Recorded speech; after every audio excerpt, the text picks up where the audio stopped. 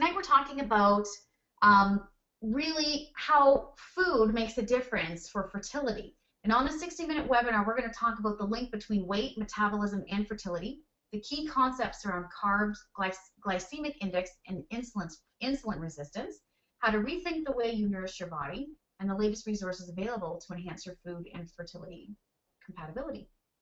So let's just jump right in here. Dr. John Mcnaught is the medical director at Fertility Ontario here in London, Ontario. He's extremely passionate about his career and loves helping people build their families. He does a lot of outreach through social media and the website and has greatly enjoyed our very successful webinar campaign over about the past 6 months. So John, welcome. Thanks so much, Melissa. Okay, so we're going to get started, and before we begin, I wanted to just share with you why this webinar is so important.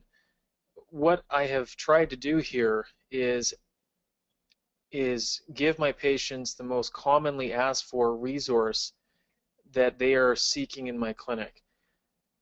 A lot of patients who struggle with infertility also struggle with a healthy diet or an excess body weight, and they're always asking me for resources to help them. And you know, I'll give them a couple of tidbits of information here, maybe a reference there, but I've never really put it all together for them. And that was my initial ambition for tonight. And as I got into it, I tried to crystallize everything I know on this topic. I knew that this was just sort of the first step. So we're going to call this Food for Thought Part 1.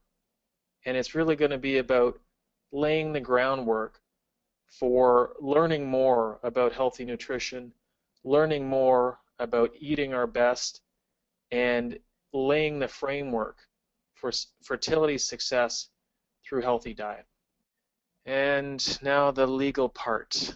The advice and information from this webinar is only generally applicable and does not constitute specific medical advice directed towards individual attendees. I have to do that every month. Okay. So we've got lots to talk about tonight. This is an ambitious topic, and I think we're just going to scrape the surface.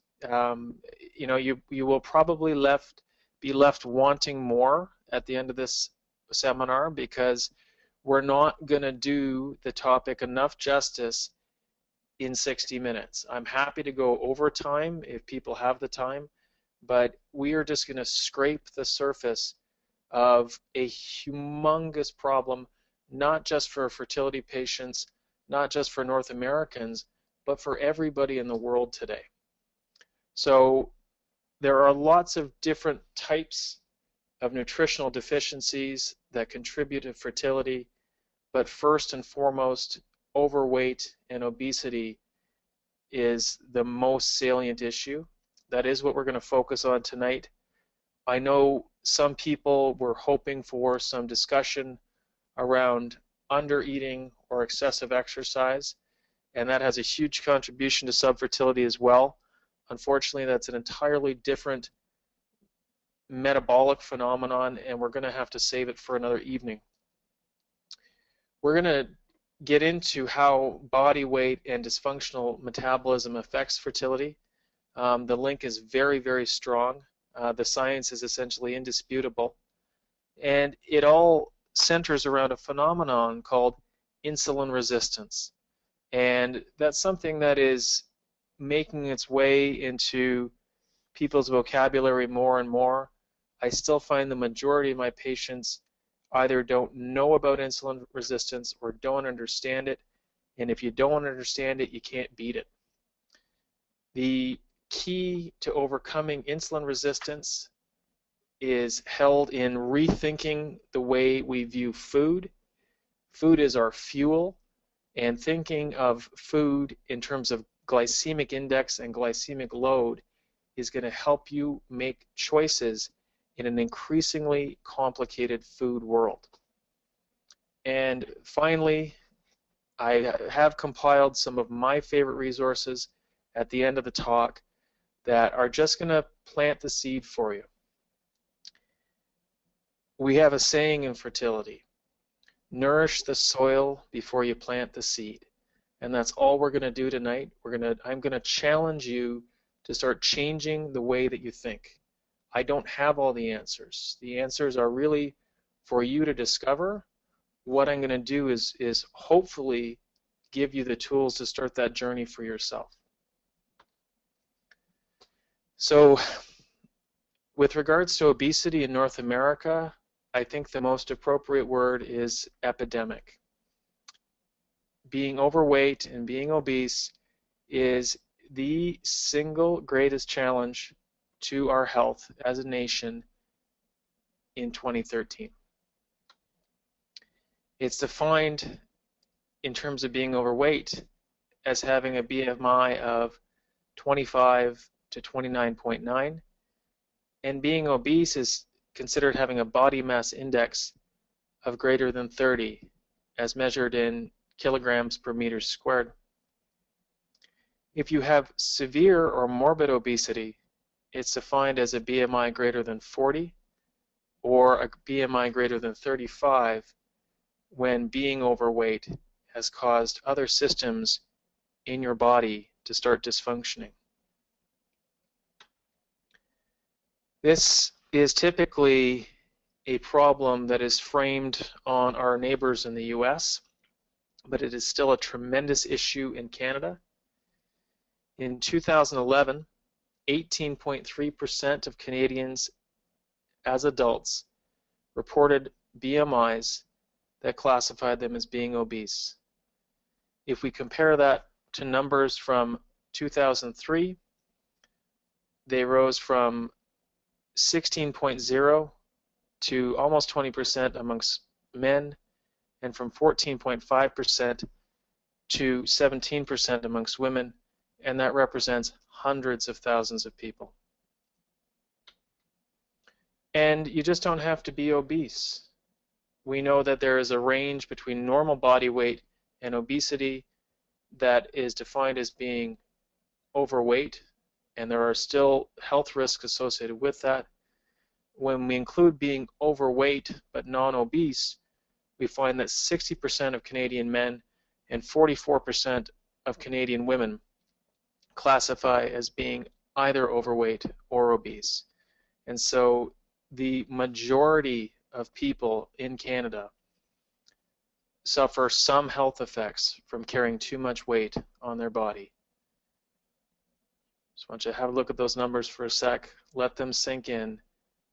Most of you know this information already. It's absolutely astounding when you think about it.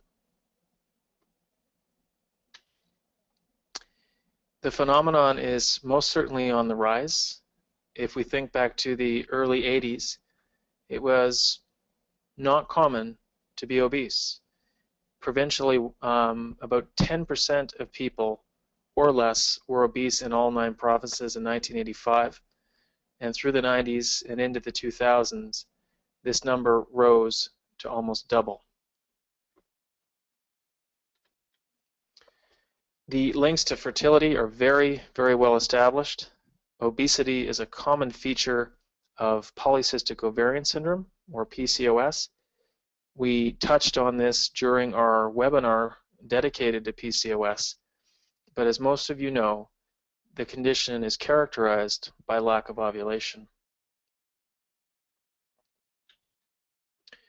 But you don't need to have PCOS to be concerned about a healthy diet with regards to fertility. Not all obese women with infertility have PCOS. And not having PCOS or not being obese does not mean that you can't benefit from healthy eating.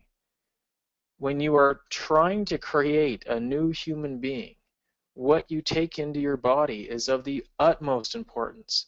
So all fertility patients are going to benefit from getting better nutrients into their bodies.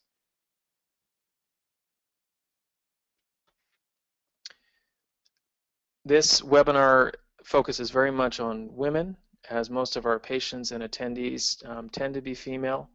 But don't let your husbands or partners off the hook. Men are affected as well. male obesity has a negative effect on testosterone concentrations, sexual arousal, and sperm production, and some of that can be reversed with an adequate amount of weight loss.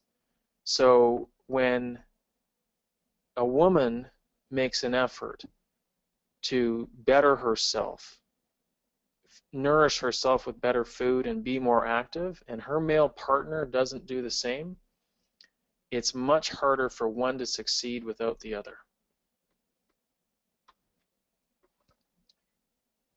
In terms of being obese, there is no bailout in terms of fertility therapy.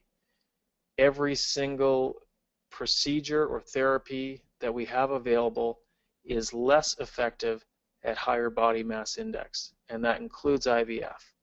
So I don't have any drug or procedure that can compensate for poor nutrition. When I was in my fellowship, at one point I cranked the numbers on about 6 years of our IVF data, looking at the association between body mass index and success rates.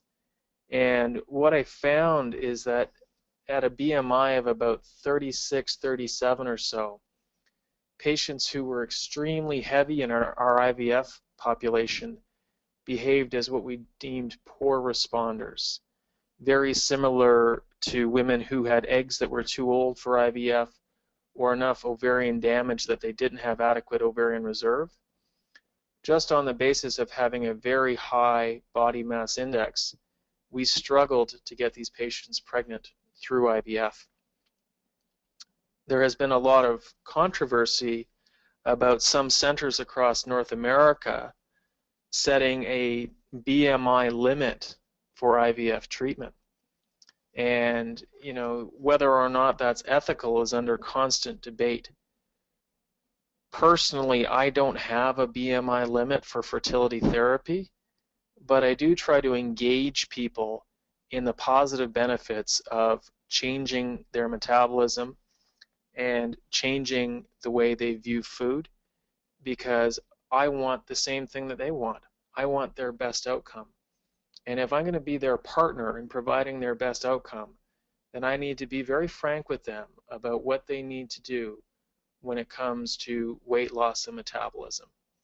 And I find when the conversation is framed the right way and people realize that we're not holding them back but trying to push them forward, that's when we get some buy-in on how important metabolism and nutrition is. The reason that we constantly focus on improvements in metabolism and modest amounts of weight loss is because studies demonstrate that it helps. You don't need to lose all of the weight to see a difference. When you start your metabolism heading in the right direction and we start to see modest amounts of weight loss, even 10% of total body weight, we find that ovulation resumes, response to medication is more efficient, and people on the whole have better outcomes. The data in IVF patients is not as robust because we don't have a lot of data sets before and after weight loss, but in every other aspect of fertility therapy, everything works better when the metabolism is optimized and the weight starts coming off. Another reason why we feel it's responsible to focus on this issue is that pregnancies in obese patients are at increased risk for complications. Two of the most notable are pregnancy-induced hypertension and gestational diabetes, which are very closely linked to insulin levels in patients. Just about any other medical complication of pregnancy, including surgical complications such as wound infection, increase as the body mass index goes up. So before we get you pregnant, we would prefer to get you healthy. Healthy moms make healthy babies. And finally, along that line, we also have to think about what kind of future we're creating for the pregnancies that are on board. I don't know if any of you are familiar with the Barker hypothesis, but it is now widely accepted amongst top scientists, and the theory involves the concept that the in utero environment can program our children for chronic disease, high blood pressure, diabetes, hypertension, cardiac illness, and it starts before the child has even left the womb. In the case of childhood obesity and early onset diabetes, we find that the fat cells or adipocytes are programmed in utero. So the environment that is created in insulin-resistant and obese patients can potentially be passed on to their unborn child. And that's when we really need to take a hard look and say, you know, not only do I want to help myself, but I want to help my future family.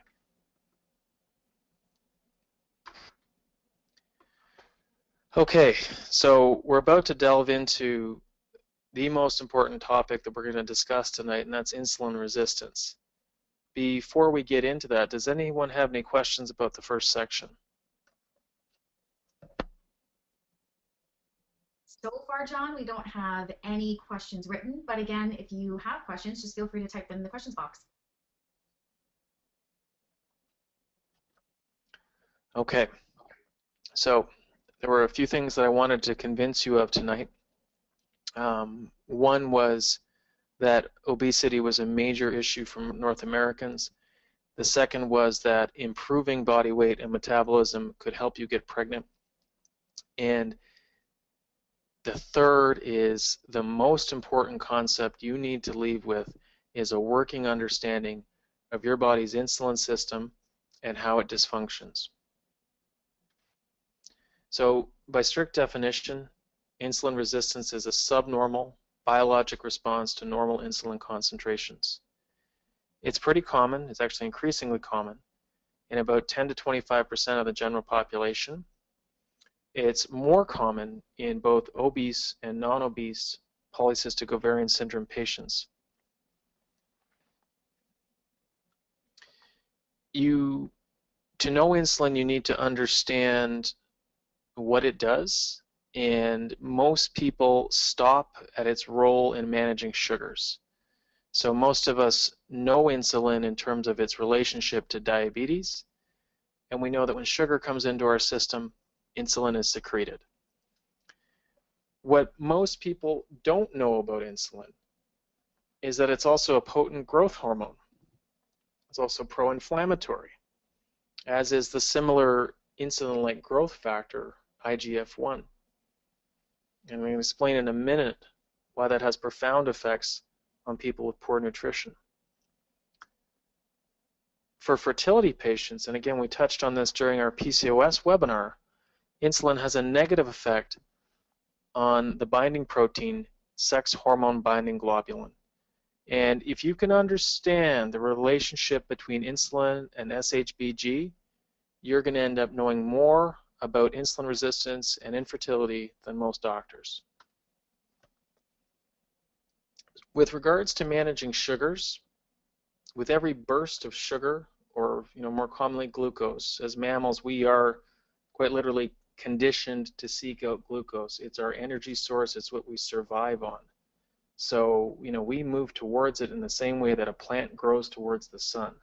It's very natural, and through most of our generations, seeking out forms of appropriate nutrients has stood humanity in good stead. It's only been, quite honestly, in the last 50 years or so that our diet has changed so dramatically that our natural urge to seek out healthy carbohydrates is making us sicker. When we take glucose into our system, it needs to be stored into cells appropriately, and that action is met through insulin. Insulin is secreted by the pancreas, and generally the higher the glucose concentration, the more insulin is secreted. The problem with this is that the secretion of insulin, when it dysfunctions, can lead to severe disease. people talk about type 1, type 2 diabetes, insulin-dependent, non-insulin-dependent diabetes, and they say, oh yeah, I think my grandmother was insulin-dependent, this or that. The simplest way to understand the two different types of diabetes is that most diabetes is what we call type 2 diabetes. That is insulin-resistant diabetes that is caused generally through poor nutrition. And because poor nutrients and poor diet are the cause, better nutrients and better diet can both prevent and reverse type 2 diabetes. The less common type of diabetes is type 1, which is an autoimmune destruction of the cells of the pancreas. Those people are sick for life. And very candidly, I will tell you that my patients with type 1 diabetes look at patients with type 2 and know that they could either prevent or reverse that disease, and they're bitter because they have a destroyed pancreas that is going to be with them for life. They would very gladly have the opportunity to change their fate in terms of diabetes. For type 2 diabetics, it's possible, and most people don't know that. When people talk about insulin resistance, they think it's pre-diabetes. And what I commonly hear in my office is, oh no, my doctor checked me for diabetes and I didn't have it. Or even, my doctor checked my insulin and it was fine. The issue with that is that traditional tests like fasting insulin miss the diagnosis of insulin in a high proportion, insulin resistance in a high proportion of cases. And the number that I quote is that fasting insulin is only about 30% sensitive. So flip that around and it tells you that 70% of the time it's not going to make the diagnosis. And that is why, and a lot of people don't agree with this, I no longer draw fasting insulin on a routine basis. What I do is I sit down with people, I talk to them about their metabolism, I talk to them about their family history, about their own personal pregnancy history, and I do a quick physical exam. I look for common skin findings that are common in people who have insulin resistance, and if people meet the criteria, then we start talking about modifying the metabolism. The issue with insulin resistance is really a vicious cycle. So we talked about the concept of insulin surges. And of course, insulin's role is to shuttle glucose out of the main bloodstream. And so you get quite a sudden reactive hypoglycemia if the insulin spikes too high. So you can sort of thinking of it very much like this roller coaster, where initially your body enjoys a rise in glucose, but as the insulin spike drops your glucose quite low, you'll often feel low energy, fatigued, sometimes even nauseous. So your body's reaction to that is going to be to seek out more glucose because it knows it's going to make you feel better. Over time, our cells become less sensitive to the insulin, and the pancreas secretes more to do the same job. So you can imagine that this roller coaster goes on day after day after day, and insulin levels in the bloodstream continue to rise and rise and rise. Where I see this in my patients is a marked change in their metabolism. What people tell me so often when I question them about their metabolism is they say, you know what, I gain weight so easily, and no matter what I do, I can't keep it off. My answer to them is always the same. It's because you have a growth hormone circulating through your bloodstream.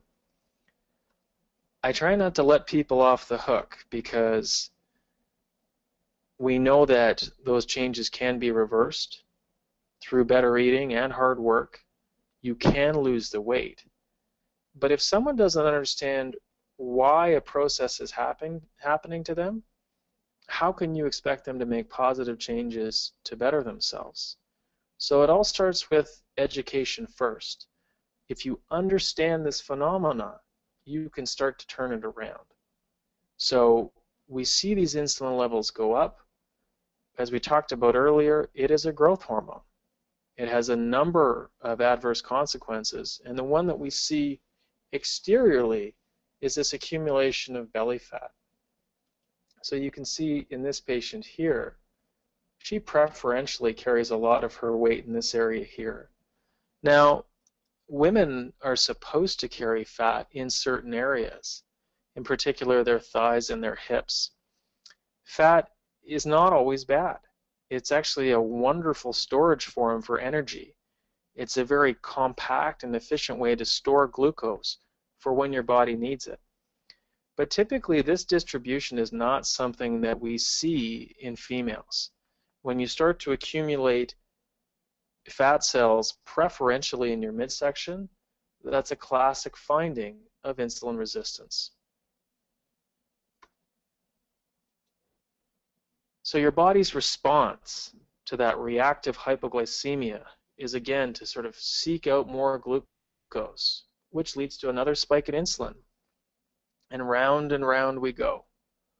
And if you imagine that you're conditioned to seek out sugar, and the forms of sugar that are readily available at the grocery store in North America are the worst types of sugar you could possibly put into your body, this is a situation that very quickly can spin out of control.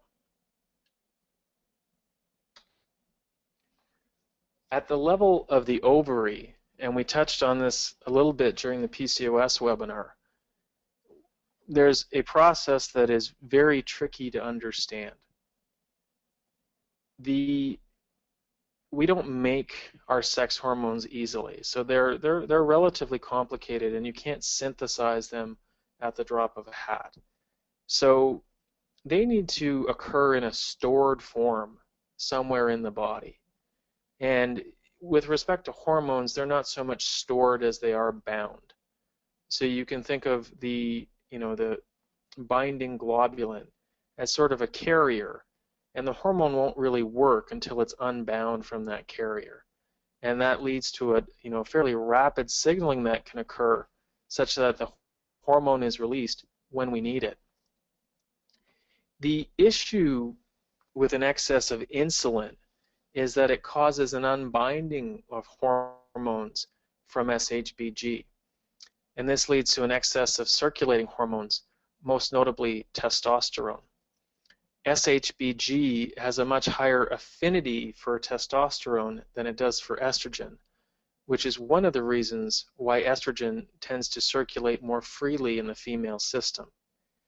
In patients with PCOS and insulin resistance, there's often an excess of testosterone or androgens, such that we see androgen-like effects like acne, facial hair, and sometimes male pattern baldness.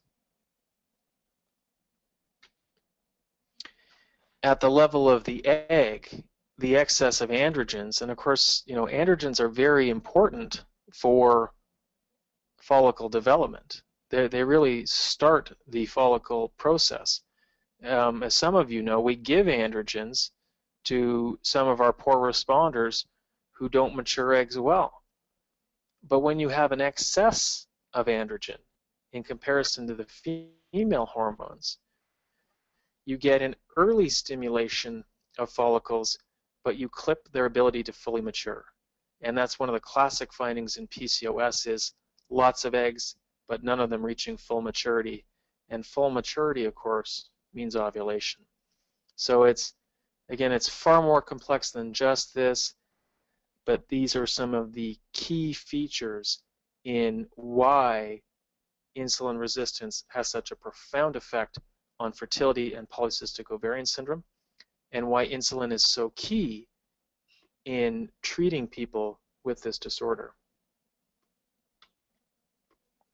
So in terms of treatment, as many of you know, I am very pro metformin. In our PCOS webinar, I said that if it didn't have its side effects, it would be the perfect fertility medication.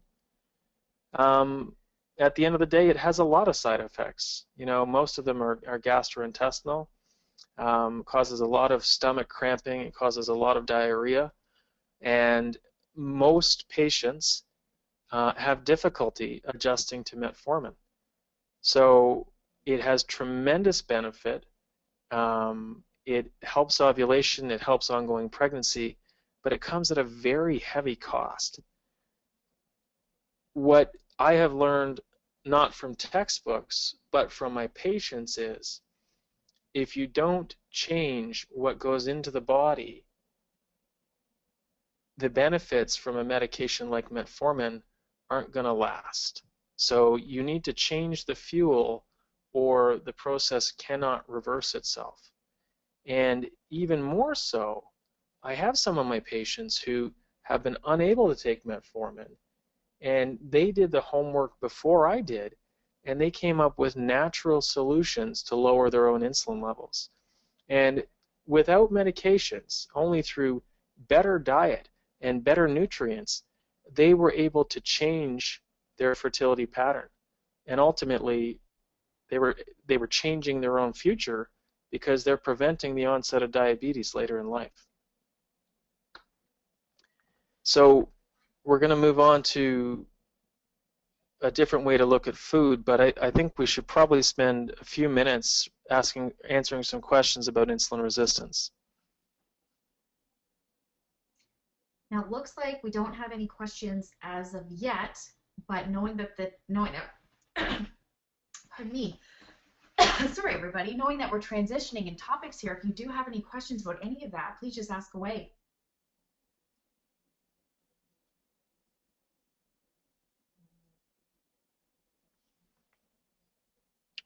We're good to move on? John, I think you must have done the best job ever. People don't seem to have any questions.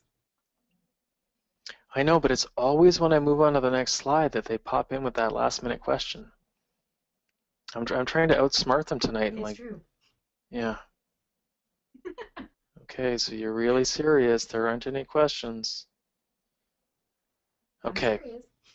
So we're going to move on to, I think, we've talked a lot about the science, and I really hope you understand the process. It's tricky, and that's one of the reasons we record these webinars, is that so you can go back and watch the video again when you have a little bit more time. These are concepts that I didn't get right away, right? So it's not something that is illogical or sensible, but it's very important in understanding the link, particularly with insulin as the linchpin, if you want to look at foods and understand why they need to change. So this is, of course, about making a change in the nutrition that we take into our body, and also looking at a different way of fueling our body.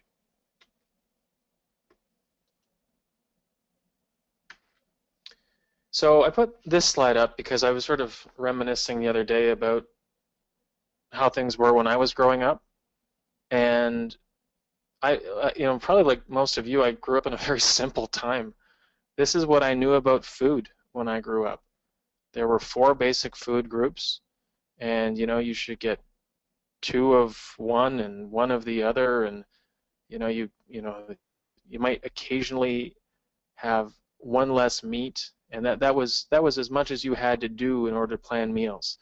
Is your dairies, your meat and alternatives, fruit and vegetables, and breads, and that's all a kid growing up in Canada had to know about eating.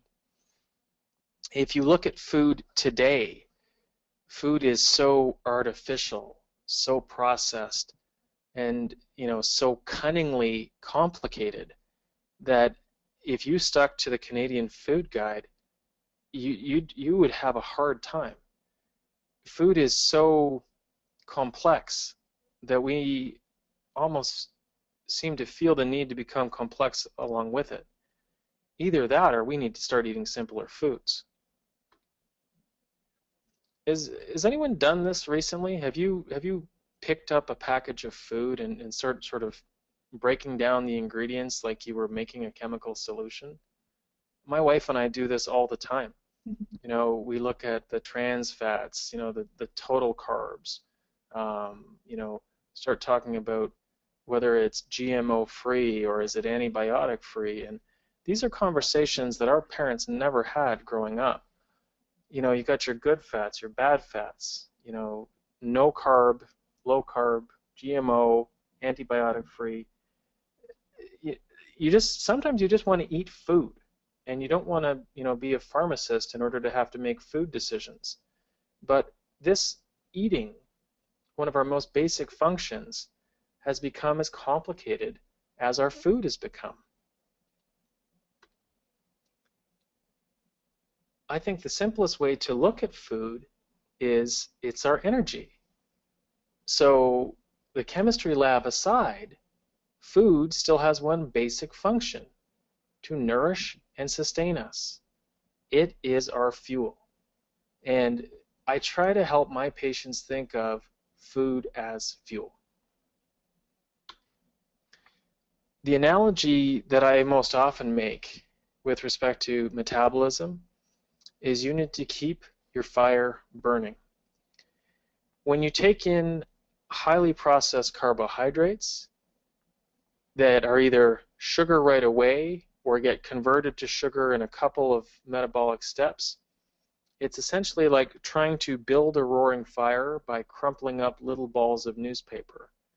They're going to ignite very quickly, but you're not going to keep a fire burning that way.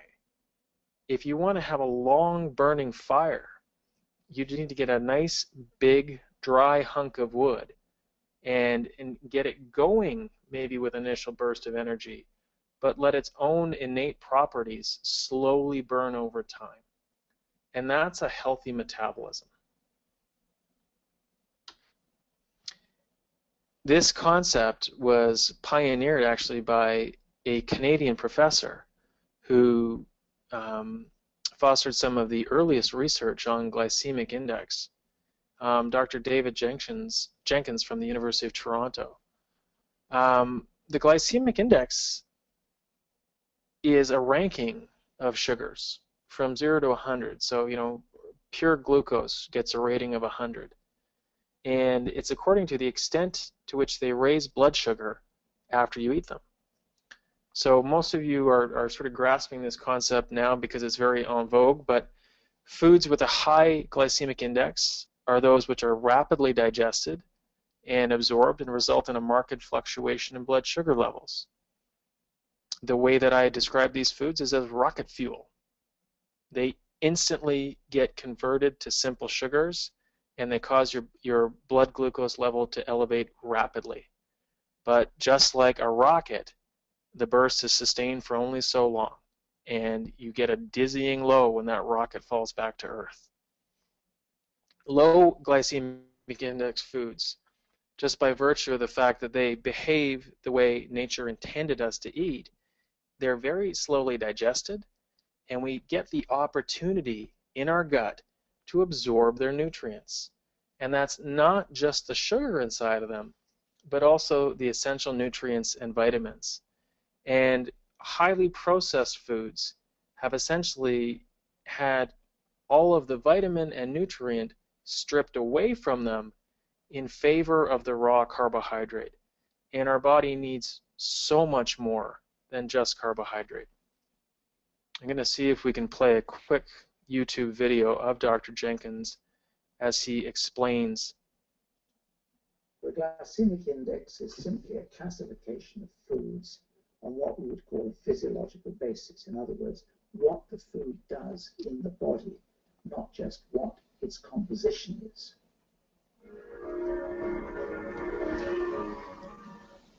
We started exploring this concept when we found that, for example, foods that contain fiber, which is not absorbed and is not strictly classed as a nutrient, made major differences on one's physiology, one's cholesterol level, one's blood glucose levels, and other things. So it seemed fairly obvious to us that it wasn't just the chemical content of the food that you absorb that counts. It's possibly other things that may be associated with the food. And we focused on the rate of digestion as being a very important factor. So foods that are more slowly digested seem to cause lower blood glucose rises, seem to get assimilated better into the tissue, so you don't actually see the rise in blood glucose.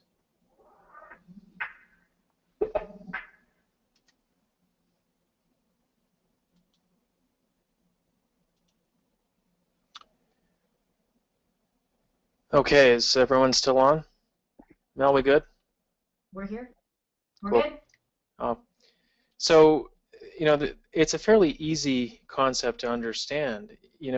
If you give food time in your body knows how to extract what it needs from it. When you instantly convert food to sugar from the moment that it touches your tongue, your body doesn't have any opportunity because your insulin system is engaged instantly, and you don't get any of the additional nutrients from very simple carbohydrates, but you get all of the insulin effect that goes along with them. So you're getting none of the benefit and all of the harm. So high glycemic index foods need to be a very seldom choice in a healthy diet. This is adapted from the Canadian Diabetes Association. There's a much more complete listing available through a university in Australia on glycemicindex.com. Mel, maybe you can sort of give that listing out to attendees just so they have an opportunity to take it down. But if you'll start to understand the trends. You're not really meant to memorize the glycemic index of foods. We can see that over time. We still there, Mel? Yeah, here. Okay. We see that, over here, if you look at something like bran buds, that's actually the grain in its fairly unprocessed form. So your body is going to take a while to digest its outer layer to get at the inner kernel of sugar. And at the same time, while that digestion process is going on, the middle layer of a grain contains all the nutrients and vitamins. So that is a much healthier choice than something like a cornflake, where essentially you have, as soon as your body breaks it down, a couple of steps, it's sugar again. And that's something that causes a very quick rise in your blood insulin level as well as your glucose level. And that's a very simple choice to make. I think this, I just said it's a simple choice to make, but I think this topic is still very confusing for people. When we look at some of the available resources, we're going to try to help you get around some of the double talk and deception that occurs around food choices. But if you're having trouble getting started, or if you're confused about how to approach this process, sit down and talk to somebody.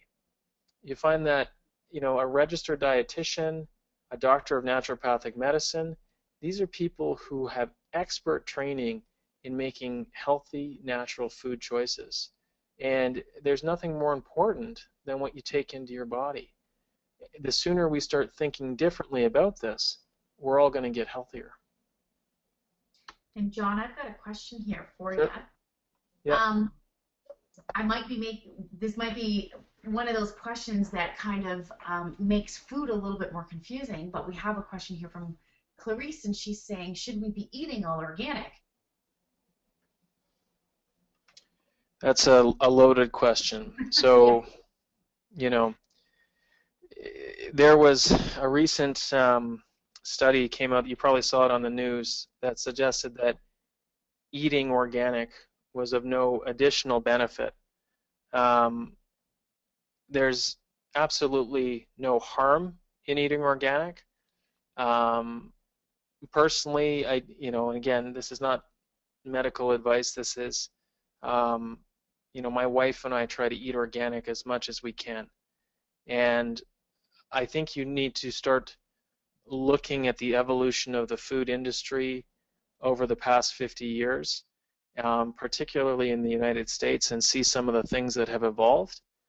And if you start to hear that story from, you know, people like Michael Pollan, who wrote Food Rules, I think your comfort level, like mine, is going to be closer to organic foods, foods that are not genetically modified, and foods that contain as little antibiotics as possible. I don't have any medical evidence to say that that's the choice that we should be making.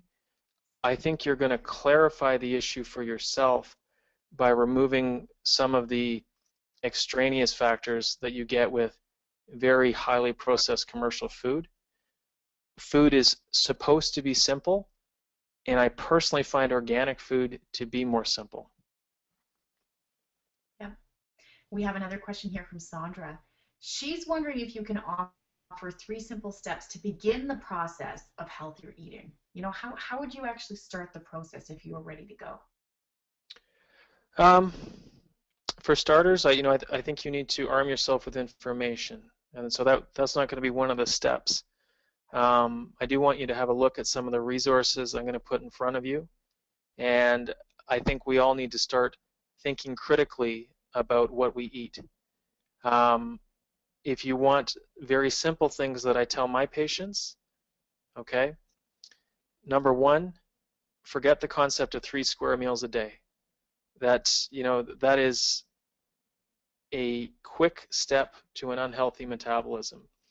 You want to be eating more often and foods that take a long time to break down in your system so that your metabolism is always being told it's open for business. The second thing, don't drink your calories. We've all heard that before, but calories in liquid form are totally useless. They generally have very little accompanying nutrient with them, and they don't replace anything in your body. So much better to replace that volume with healthy water than to constantly be taking, sugary liquid into your system. And, finally, I think either through shopping or meal planning, change your purchasing of food. Try to spend a little bit more money on food and stop making easy choices. A patient of mine gave me a great tip. She said, yeah, stick to the outside aisles. And I thought, that's great. The outside aisles in a grocery store, that's where you're going to find your produce area. You'll skip by the bakery. You'll get into, fresh meats, and you can choose whatever type of meat you want. I personally go, something that tends to be local and doesn't contain antibiotics. And then move around to the dairy section. If you skip the middle, that's where all the highly processed food is. If you never go in there, you'll never have the opportunity to make those choices. So those are just really simple things you can do to start yourself on the road to better eating. And depending on what your situation is, some of the resources we're going to talk about a little bit later are either very simple or very involved, depending on what your needs are. Wonderful. Selena had a really great tip here too. She says stick to 1 ingredient foods only, which is also a really great way to start evaluating if the foods you're eating are really going to benefit your body. Yeah, that one's really good. Another of my favorites is don't eat anything your grandparents wouldn't recognize as food. Yeah, that's a really great one. We have another question here. This one's also from Sandra. She says, to use your brain, can you give 1 food swap out to boost fertility outside of the white bread for brown bread? And I hope I read that correctly. John, did that make sense to you? Yeah. Get, a food swap out. I think it would be lose any type of trans fat and get unsaturated fats on board. Unsaturated fats tend to increase your sensitivity to insulin and they're also a natural anti-inflammatory. So, you know, if you can look at looking at healthier oils like extra virgin olive oil as opposed to any type of trans fat, that would be, if I only had one choice to make, that would be the number one. That's a great question. It's somewhere to start. It's really great to give people almost a stepping stone. Mm-hmm. We got another question here from Danielle. So she's got a great question. How do no-calorie drinks with sugar substitutes, such as aspartame, for example, Diet Coke, affect GI levels? Their effect is mostly on satiety levels. So satiety is your body's sort of natural inclination to feel full. And so where diet colas, you know, everyone has heard lately, or you may not be aware, but typically people who drink diet colas with artificial sweeteners end up gaining more weight. And that's because, you know, they're totally empty of carbohydrates, but at the same time, at a neurologic level, you have the sensation that you were given something sweet. So you've initiated a craving, but haven't, you know, satisfied things from a satiety level. And generally, you know, you're left with an empty feeling similar to reactive hypoglycemia, and you go out and you seek to satisfy that craving, which has been turned on by, if you want to think about it, an artificial sugar. The artificial sweeteners are also highly addictive. One of the classic laboratory experiments that was performed on nicotine was actually repeated using artificial sweetener. And the classic one is, you know, a set of rats in a cage have the opportunity to choose either heroin or artificial sweetener, and over the course of 3 weeks, the majority of them prefer artificial sweetener over heroin. And when you think about that, that is absolutely scary. Actually, I didn't know that. That's interesting. I hope I'm getting the details of that right. Well, I use artificial sweeteners in my tea, so I think I might have to start reconsidering. Yeah, it's you know, the no cal, low cal, no carb. You know, typically, and again, I don't mean to keep quoting Michael Pollan, but he says healthy food doesn't need to tell you it's healthy. So generally, if something has to tell you that it's low cal or no carb, it's probably unhealthy. Mm-hmm. Selena has a really great question, a follow-up question to Danielle here. She asks about natural sweeteners like stevia, honey, and agave. I'm not sure if I'm saying that right. Yeah, I don't know much about stevia. But you know, the agave nectar is the one that comes up very often as being a strong option. Honey is also a very natural option. It has a lot of healthful effects that a lot of people don't realize. You know, those two versus stevia, I think, would be choices that I would make. I've recently moved more towards agave nectar. I'm trying to get the artificial sweeteners out of my coffee as well, and so far so good. But it's you know, there is such a thing as a good sugar, right? Like our bodies are supposed to have sugar. We would literally die without it. What we're trying to avoid are the very highly processed sugars that really don't do anything good for our body. Awesome. And Clarice has a question. Do you need a referral to go to a dietitian? Where would you go, you know, where would you start in terms of finding one? They're somewhat hard to find, good ones anyway. I just, you know, my practice is in London, Ontario, and you know, we previously struggled to find somebody who was really adept at helping fertility patients. More recently, the hospital has provided us with a dietitian through our larger women's health department, and that's been a tremendous boon to our patients. You know, depending on where you live, I might be able to help you out. Within the London area, I do have the names of a couple of people, but they're quite busy.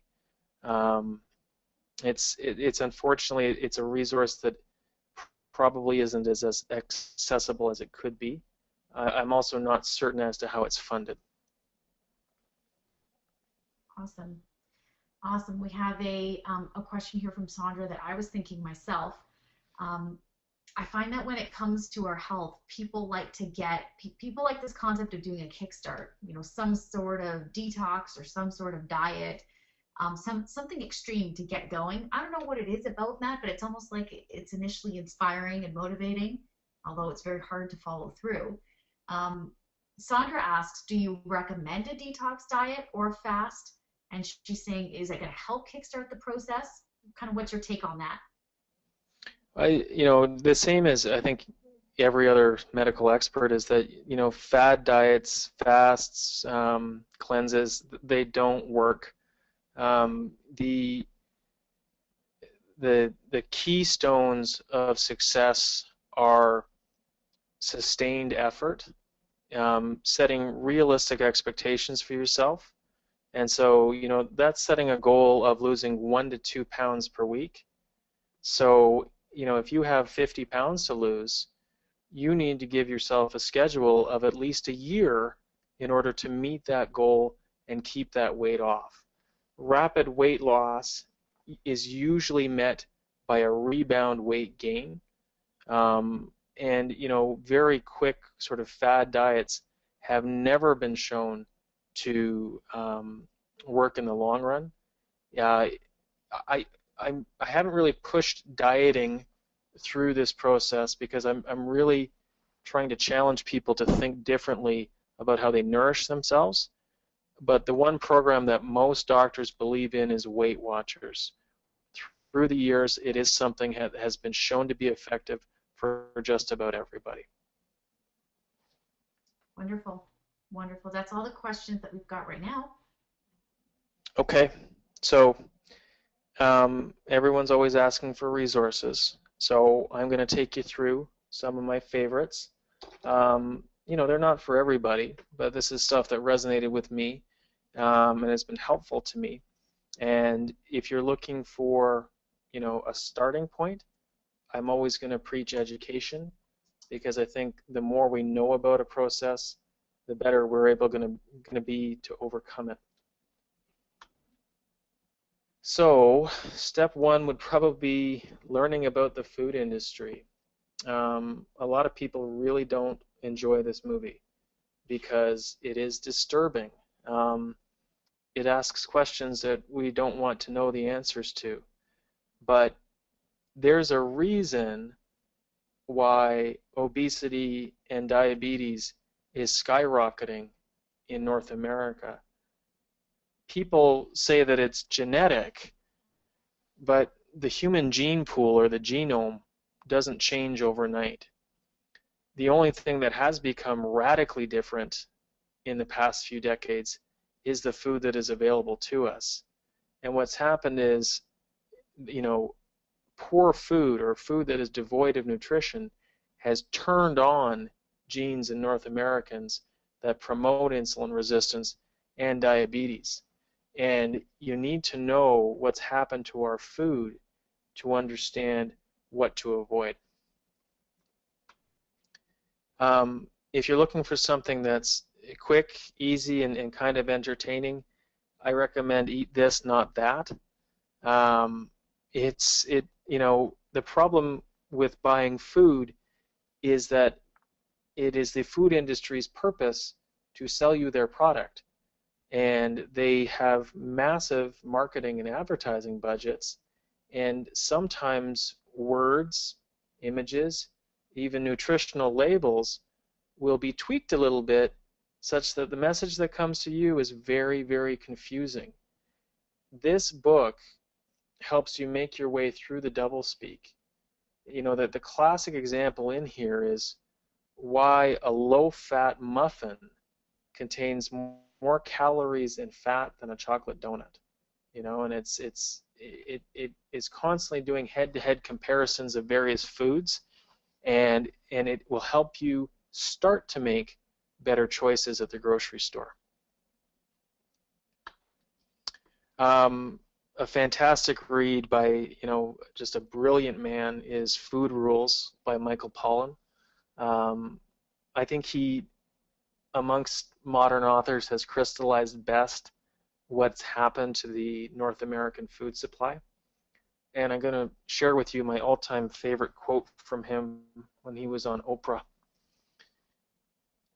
In 1960, 18% of our national income was spent on food and only 5% on healthcare. Today, 9% of our income is spent on food and a whopping 17% on healthcare.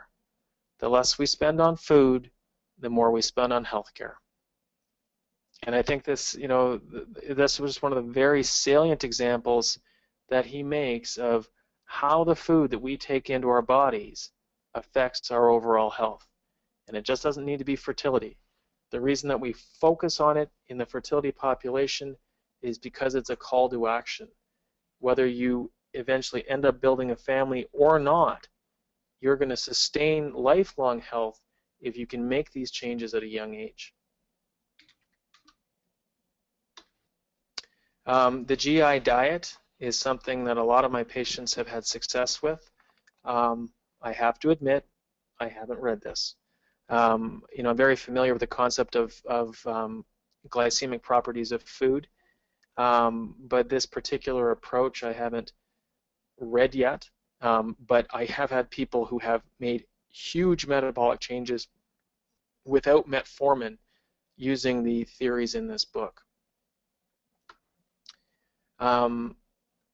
If you're asking for one resource, if you had to read one book, this is a very simple, easy to read, quick book that is going to crystallize these concepts better for you than I can. This focuses specifically on fertility issues, and this is the best patient-centered resource currently out there. It's called The Fertility Diet, and it's by a group of Harvard doctors. Absolutely fantastic. It's so easy to read, and it makes sense instantly. So I would urge everyone to read this book if you can find the time. And finally, for people who are really struggling, if you're already obese, if you already have insulin resistance, your challenge is obviously greater than others. That doesn't mean that you cannot overcome it. It just means that the workload in front of you is significantly greater. Some of that is based on genetics. Some of that is based on nutritional status, the amount of time that you have been fighting this problem. But if you really want to go to war with insulin resistance, I would highly recommend reading The Blood Sugar Solution. I don't agree with everything in there.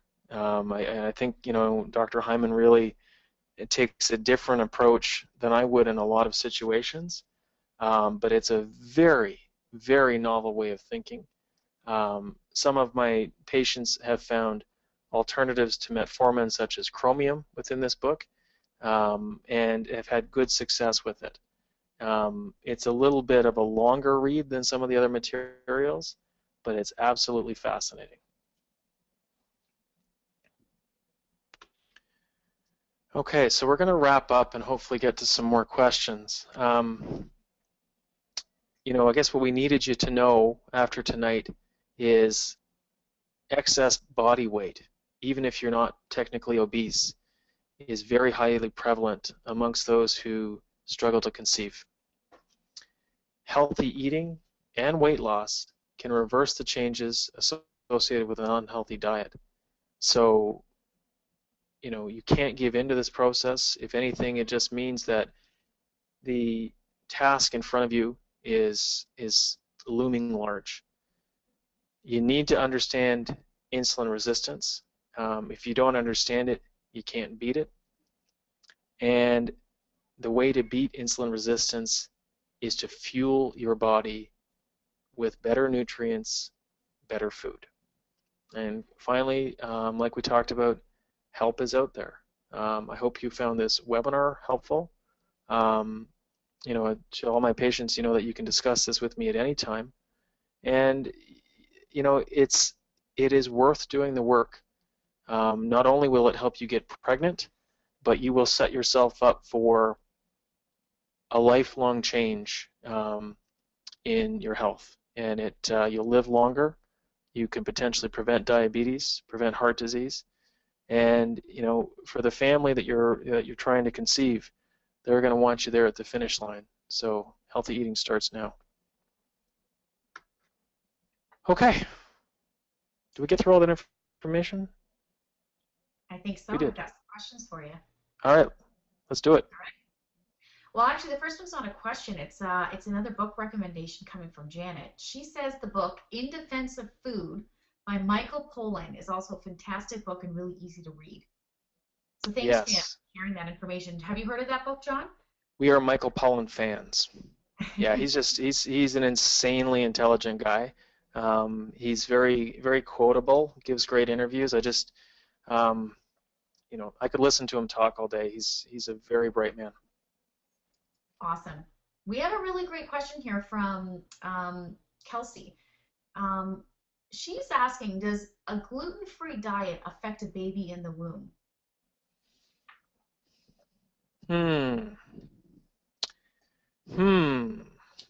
I don't know. It's a very interesting question. You know, what I do know about gluten insensitivity is that there seems to be a role in fertility patients with respect to the absorption of folic acid or folate, such that people with undiagnosed or untreated celiac disease seem to have gynecologic issues that are associated with infertility. As we know, you know, folate is very important in terms of preconceptual development.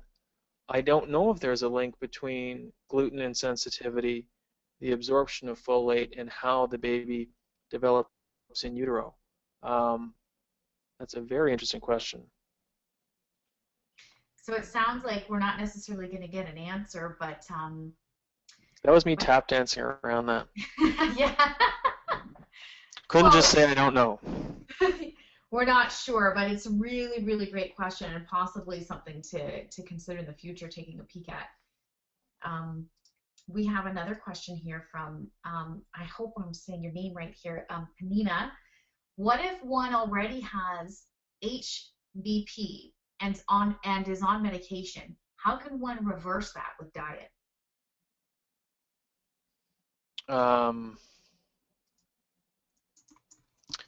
So what are we talking about?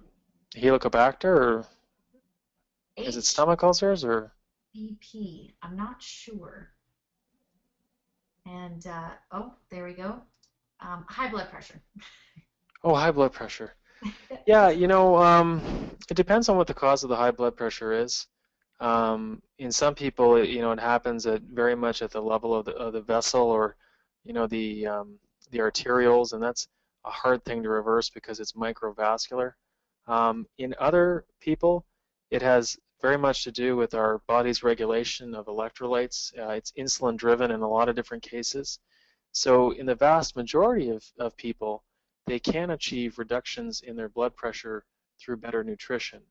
There are exceptions to that rule, but generally better eating, particularly if you use insulin as a focus, will yield improvements in blood pressure.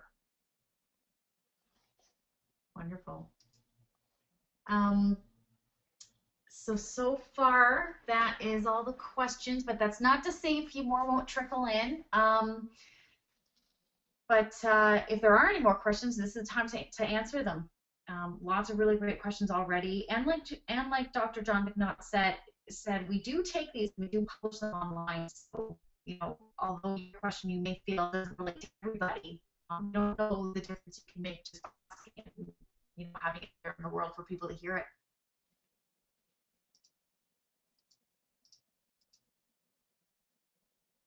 All right, no questions yet, John. Okay. Well, I think I'm going to wrap up then. That was fantastic. It was I think we got through a lot of information in a short amount of time. I did tell you at the start of this webinar I was probably going to leave you with more questions than answers. I'm going to challenge everybody to delve into this topic as much as you can. Really start to think about food, think about what we put into our bodies, and also think about the food that we are, making available to ourselves through the food industry. It's a conversation that needs to happen because it's the biggest threat to our overall healthcare as a society right now. For those of you who are trying to conceive, I can't think of a more positive focus for you to start than improving your own nutrition, and trust me, you will see the benefits. So thanks very much for your attendance, everybody, and I hope to see you again next month. Thanks, John. Have a really fantastic evening, everyone. And if you did find this webinar extremely valuable, and you are interested in possibly sharing it with some people, say friends or family that couldn't join us tonight, go like us on Facebook. You can type in www.facebook.com/Fertility Ontario. I'll type the link in here for us. And we're going to be posting it up on Facebook, so you can go grab the link and share it with anybody you'd like.